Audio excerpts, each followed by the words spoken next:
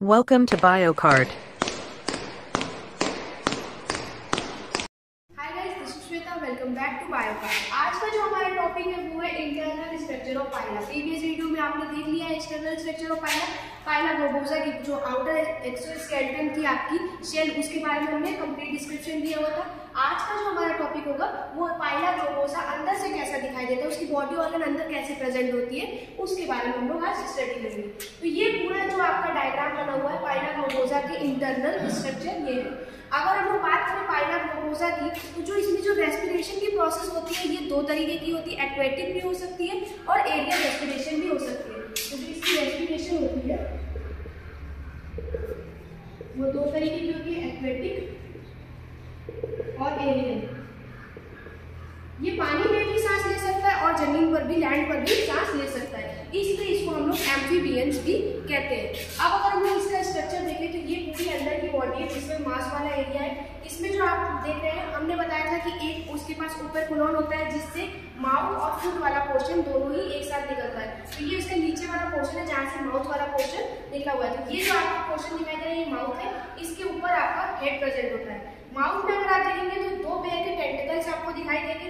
एक इस जो छोटा टेंटिकल्स होता है इसको हम लोग कहते हैं फर्स्ट टेंटिकल्स, और जो आपका बड़ा वाला टेंटिकल्स होते हैं उसको हम लोग कहते हैं सेकंड टेंटिकल्स। इसके बाद इसके पास एक सेंसरी ऑर्गन होता है जिसको हम लोग आईज कहते हैं। टेंटिकल्स और आई दोनों ही सेंसरी ऑर्गन है, तो इसके पास एक पेयर आईज भी प्रेजेंट होती है। नेक्स्ट बात करें हम लोग अगर, तो इसके में सबसे स्पेशलिटी ये है कि इसकी जो कंप्लीट बॉडी है वो दो चैम्बर में बटी हुई है। यहाँ पर आप डॉट डॉट जो स्ट्रक्चर देख रहे हैं, यहाँ पर पाइला की बॉडी में अंदर एक रॉड लाइक स्ट्रक्चर प्रेजेंट रहता है जिसको हम लोग कहते हैं एपिथीलियम। सपोज कीजिए ये रॉड जैसा ऐसा स्ट्रक्चर इसमें प्रेजेंट है। हमको पता है कि सेल के अंदर मेंटल प्रेजेंट होता है, तो अगर मान लीजिए यहाँ पे साइड से अगर मेंटल को हम लोग काट के उसको पलट देंगे तो ये जो पलटा हुआ स्ट्रक्चर है ये मेंटल का स्ट्रक्चर, इसको हमने साइड से काटा, इसको पलट दिया।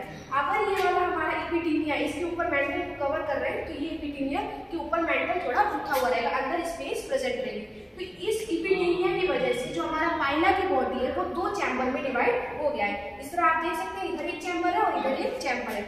इधर वाला जो चैम्बर है इसको हम लोग कहते हैं पल्मोनरी चैम्बर, और इस साइड वाले चैम्बर को हम लोग कहते हैं ब्रैंकियल चैम्बर। ऐसा क्यों कहते हैं?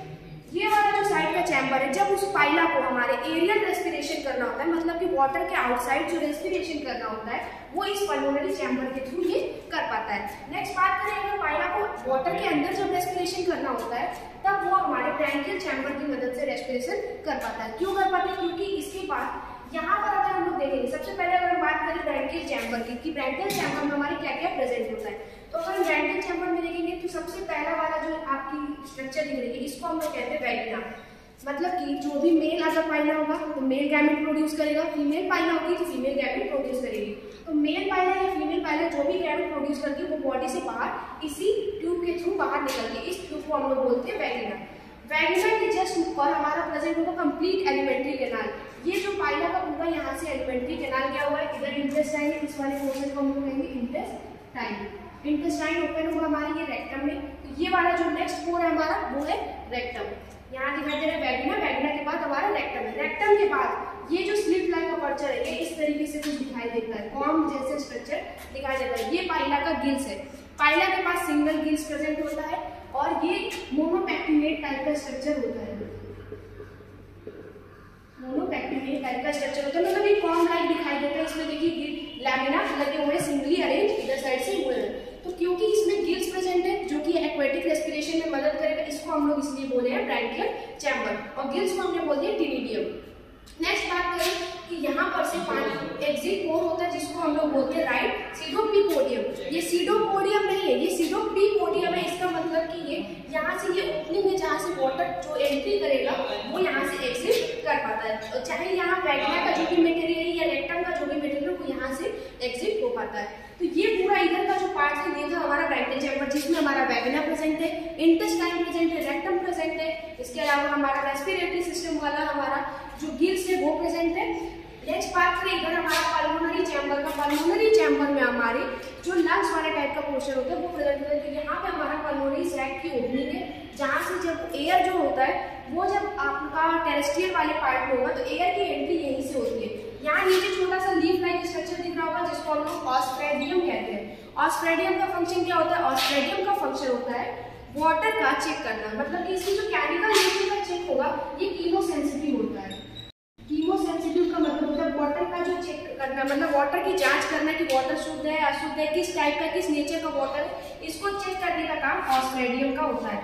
यहाँ पर आपको एक लोब दिख रहा होगा जिसको हम लोग कहते हैं लेफ्ट सीडोपिपोडियम।